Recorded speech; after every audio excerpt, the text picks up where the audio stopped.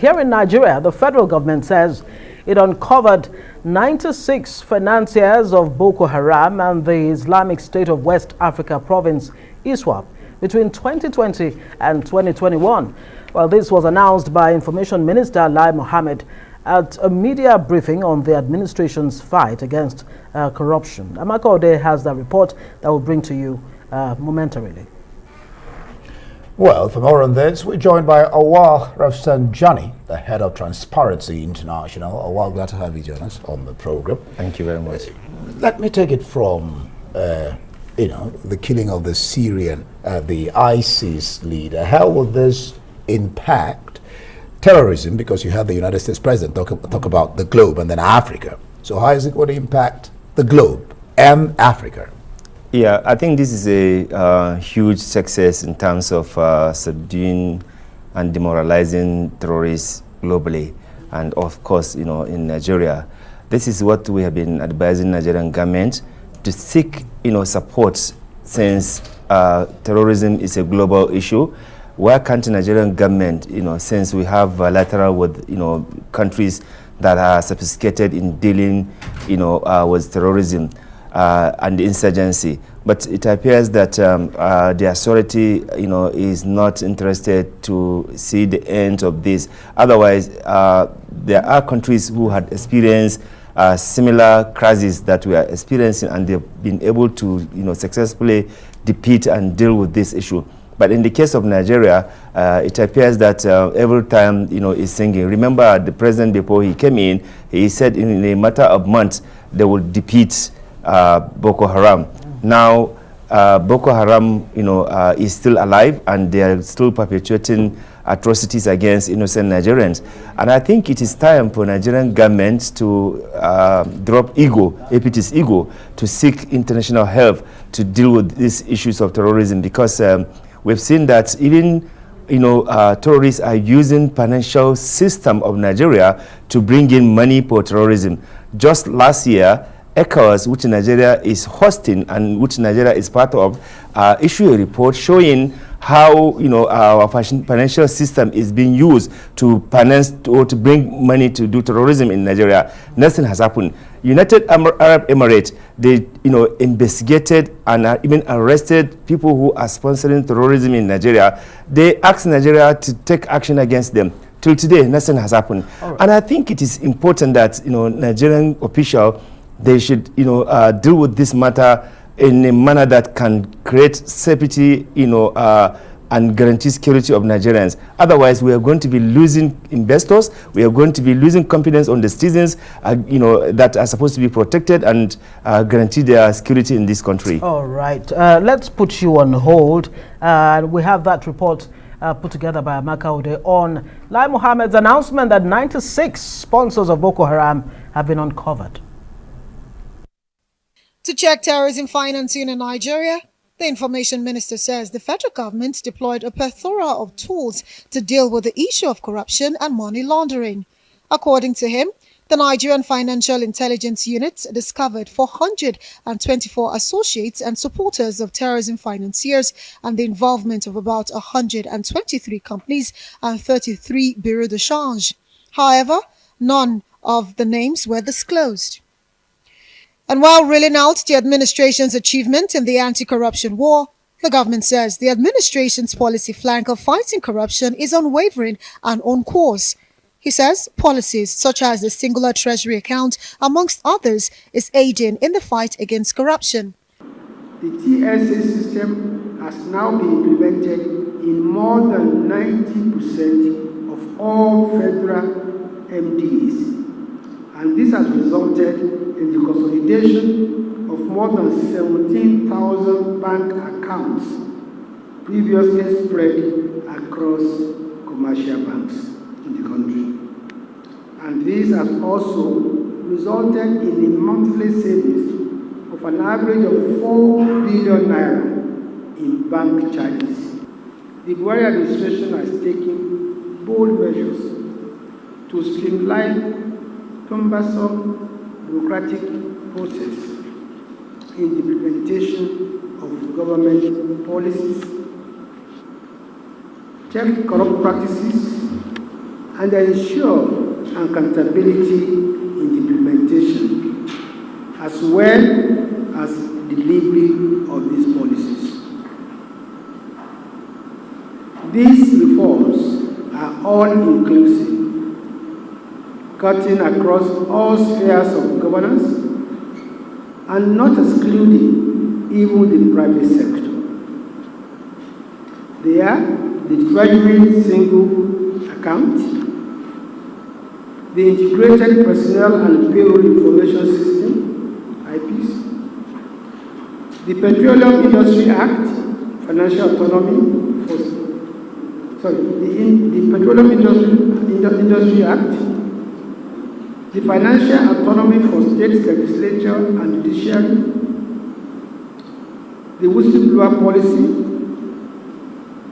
the Assets Recovery, Justice and Law Reforms, Nigeria's membership of the Open Government Partnership, as well as the various instruments at the disposal of federal government to track, trace, and stop the flow of illicit funds used in financing terrorist activities within Nigeria. The achievement of the anti-graft agencies were also highlighted. In 2021 alone, the EFCC secured a total of 2,220 convictions. That represents a 127% increase in the number of convictions, which was now around 76, recorded in 2020, and a far cry from the 195 convictions secured in 2016, the 189 in 2017, and the 312 convictions in 2018, and the 1,280 recorded in 2019. The ICPC has played a pivotal role in bringing about structural changes in the operations of the government, especially regarding improvements in MDA's budget utilization, better value for money, improved project completion, service delivery, and higher level of anti-corruption awareness. And despite the achievement of the administration, Nigeria dropped in the 2021 Corruption Perception Index, down 5 places to 154 out of 180 countries. However, the minister says the government does not believe in the index. We are not fighting corruption to impress anybody. T-I or C-I or Z-T. Look, Amaka, please tell me one country, tell me one organization where you don't have systemic corruption. Put 2-3 people together, put money there, you find corruption. Corruption in Nigeria has been described as a constant phenomenon, with a study released in 2012 estimating that the country had lost over $400 billion to corruption since independence.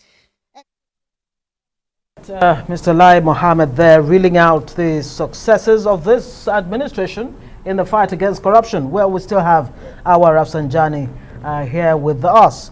Well, you heard Lai Mohammed there, and I'm sure you have read, the full speech. Transparency International, which you represent, actually scored Nigeria 154 out of 180 countries, juxtaposing your assessment of Nigeria's fight against corruption, or the corruption index or perception, with what Mr. Lai Mohammed has just reeled out. What are your thoughts? Okay, so first and foremost, Transparency International did not evaluate the performance of government anti-corruption. Neither are we assessing EFCC or ICPC. We are only talking of public corruption that occur in public sector, which Nigerians are facing on daily basis. So I think it is important that we understand that so that we don't get confused. One, we appreciate the effort that the EFCC, ICPC, Code of Conduct, and other relevant anti-corruption are playing in the country to minimize incident of corruption. However, I think it is important that government officials, become more truthful and more sincere to Nigerians and even to themselves. Everybody knows that corruption in this country, you do not even need anybody to come and tell you that people are facing challenges of corruption. Like we keep on saying, you cannot get job in this country based on merit. You have to pay bribe to get job. You cannot even get promotion that you deserve to get. You have to pay bribe. You cannot even get people, officers, police, army, and other people that they die in the course of work. To get their entitlement, their families have to pay bribe. To get admission in the university, you have to pay bribe. To get renewal for your license or passport, if you don't pay bribe, it wasn't the matter. If you have an issue in the police, everybody knows what happened. So we are not here to come and be debating what Nigerians are going through, the hell that Nigerians are going through. However, we commend efforts of the government in some key areas, even though still much need to be done. For example, the TSA is a laudable initiative that government is implementing. But as of December, over 4 billion naira was transferred to individual accounts as against the directive of federal government that not more than 5 million should be into individual accounts. So what they've done, they creatively say project account. So they will pack the money and continue to steal it. Again, in the area of Petroleum Industry Act that the minister also talked about, we are still debating about subsidy. The act is supposed not to allow more corruption to happen in the so-called subsidy. Again, when you look at assets recovery, the assets recovery is still an issue. Just yesterday, Premium Time did an investigation showing how a minister gave a secret contract that is questionable. An asset that had been recovered, nobody can give you account of all those assets that multiple agencies are recovering, both domestic and international one. And then again, the whistleblowing regime that you talk about, it is just a policy that is not being implemented. It is not a legal framework, and many Nigerians are just simply asking questions whether are we serious about issues of whistleblowing 7 years without having a legal framework, and quite a number of things. So we are encouraging Nigerian government to do more in order to stem corruption. But dismissing and rejecting will just make you to be a laughable person in the eyes of Nigerians. Let's take this back to the financing of Boko Haram and ISWAP. 96 financiers of Boko Haram and ISWAP. Why don't we get to hear who these people are, and what should government really do with these financiers? I mean, can't this be interpreted to be treasonable? I mean, if you're financing Boko Haram, ISWAP, they could topple the government. This is not the first time government said that they have the list, and Nigerians in the last 1 year, in the last 2 years, have been asking, where is the list? Why can't you even block the leakages? I just mentioned that through our financial system, terrorists are financing, terrorism in Nigeria, bringing in money. So where is the CBN? What is CBN doing that, they cannot take action to block those kind of illegal money coming, to finance, criminality in our country? So look, I think, let us be very, very honest and sincere in terms of dealing with terrorism and insurgency, as well as the insecurity generally in the country. Nigerians are being killed like ants in this country. People don't value the human lives. In a one-day killing, you will see 200 people being killed, and it is not shaking anybody, and life goes on, for them. I think there's need for our leaders to take away politics and propaganda and pace this work squarely. I had mentioned that Nigeria has a bilateral relation with other countries who probably they have more spiritual skills in dealing with the insurgency, terrorism. Why can't we, through our bilateral, to seek support to deal with this once and for all?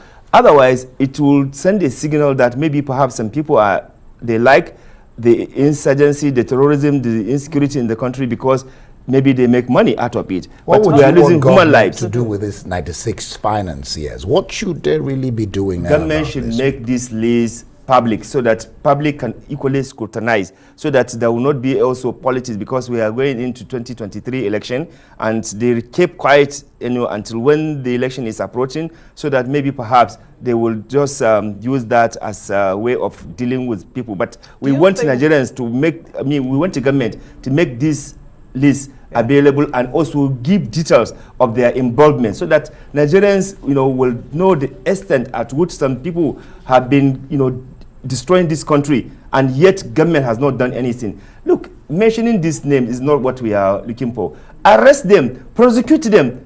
Let the public see that, but mentioning that you have arrested or you have the list, this list is since last year or the 2 years that you have been talking about. You've been talking about this list, and until when they finish all of us, then that is when you are going to take action. Well, they won't finish all of us. Oh, well. Well, thank you so much. Auwal Rafsanjani there, the head of Transparency International Nigeria.